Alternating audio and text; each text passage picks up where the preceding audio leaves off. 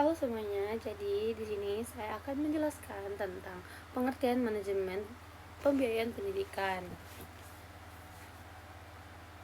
Sebelumnya, perkenalkan nama saya Dania Putri Reziska dengan NPM A1B025044. Jadi, sebelum itu saya akan menjelaskan pengertian manajemen pendidikan, pembiayaan pendidikan. Manajemen pembiayaan pendidikan dapat dipahami sebagai serangkaian kegiatan perencanaan, pengorganisasian, pengendalian, dan pengawasan terhadap sumber daya keuangan yang digunakan untuk membiayai kegiatan pendidikan. Jadi, bukan hanya mencari dana, tetapi juga bagaimana dana tersebut dikelola dengan baik agar tujuan pendidikan dapat tercapai secara efektif dan efisien.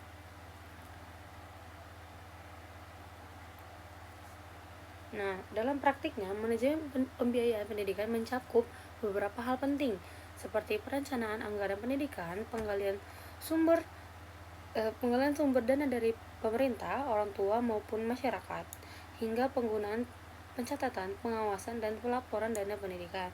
Contohnya, di sekolah ada penyusunan RAPBS atau Rencana Anggaran Pendapatan dan Belanja Sekolah. Nah, selanjutnya saya akan menjelaskan tujuan dari manajemen pembiayaan pendidikan. Nah, jadi di sini ada 4 tujuan utama mereka. Jadi, tujuan dari manajemen pembiayaan pendidikan adalah menjamin tersedianya dana yang cukup agar proses pendidikan dapat berjalan dengan baik dan berkelanjutan. Selain itu, dana yang tersedia harus digunakan secara efisien dan efektif sehingga mutu pendidikan dapat meningkat. Nah, tujuan lainnya adalah menjaga pemerataan akses pendidikan bagi seluruh peserta didik, yang artinya semua siswa memiliki kesempatan yang sama untuk memperoleh pendidikan, termasuk siswa dari keluarga yang kurang mampu. Nah, manajemen pembiayaan juga berfungsi untuk mengelola risiko keuangan, misalnya ketika terjadi kekurangan dana atau adanya kebutuhan mendadak yang tidak terduga. Nah, dalam pengelolaannya terdapat beberapa prinsip penting yang harus diterapkan. Nah, di sini ada beberapa prinsipnya. Yang pertama adalah prinsip keadilan, yaitu distribusi dana harus memperhatikan pemerataan antar sekolah atau daerah. Kemudian ada prinsip efisiensi, yang artinya dana digunakan secara hemat dan sesuai kebutuhan.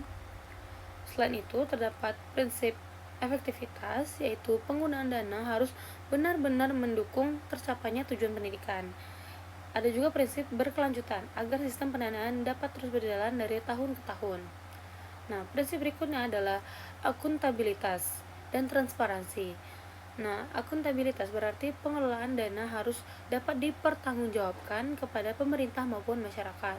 Sedangkan transparansi berarti proses perencanaan, penggunaan, dan pelaporan dana dilakukan secara terbuka sehingga dapat dipercaya oleh semua pihak. Nah, selanjutnya saya akan membahas beberapa tahapan dalam manajemen pembiayaan pendidikan. Nah, di sini ada lumayan banyak ya. Jadi tahapan pertama adalah perencanaan pembiayaan, yaitu menentukan kebutuhan dana yang diperlukan sekolah atau lembaga pendidikan. Setelah itu dilakukan penggalian sumber dana baik dari pemerintah, masyarakat, maupun sumber daya lainnya. Maupun sumber lainnya. Nah, tahapan berikutnya adalah pengalokasian dan penggunaan dana sesuai kebutuhan pendidikan. Setelah dana digunakan, dilakukan pengawasan dan pengendalian agar penggunaan dana tetap sesuai aturan. Kemudian, tahapan terakhir adalah pertanggungjawaban dan pelaporan keuangan agar pengelolaan dana dapat diketahui dan dievaluasi bersama. Lalu, manajemen pembiayaan pendidikan memiliki peran yang sangat penting dalam meningkatkan mutu pendidikan. Dengan pengelolaan dana yang baik, sekolah dapat memperbaiki fasilitas, meningkatkan profesionalisme guru, dan menciptakan kualitas pembelajaran yang lebih baik. Selain itu, manajemen pembiayaan juga membantu menjamin akses pendidikan melalui penyediaan beasiswa, subsidi, atau bantuan biaya bagi siswa yang kurang mampu sehingga mereka tetap bisa melanjutkan pendidikan. Lalu, sebagai kesimpulannya, manajemen pembiayaan pendidikan merupakan bagian penting dalam dunia pendidikan karena berkaitan langsung dengan keberlangsungan dan kualitas pendidikan. Dengan pengelolaan dana yang baik, transparan, efektif, dan efisien, maka tujuan pendidikan dapat tercapai secara optimal dan memberikan manfaat bagi seluruh peserta didik. Baiklah, sekian presentasi dari saya. Itu saja yang dapat saya sampaikan. Terima kasih atas teman-teman yang telah menonton sampai akhir. Bye bye.